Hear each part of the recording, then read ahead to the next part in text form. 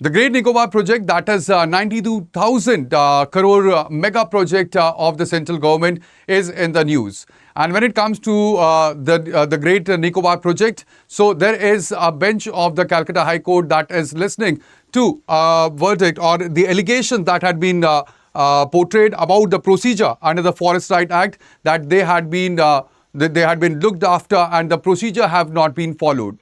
Now, this news is about the consent that was taken in the meeting for the Gram Sabha that are mandatory for any of the consent that is given for the Forest Rights Act.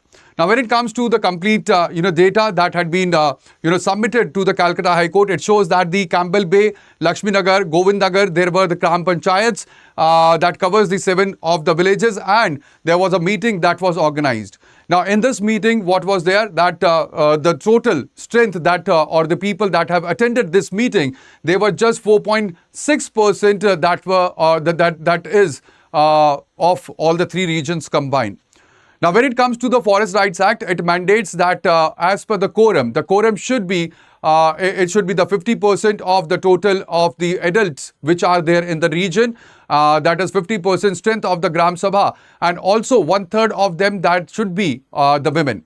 Now, when it comes to this quorum, this is not advisory. This is mandatory for any of the projects that could be approved by the Forest Rights Act, or the mandate. This is the mandatory provision that is there, and thereby this is the allegation, and ultimately the administration has also said the same, that 4.6% of the people were present while they gave the assent to the project.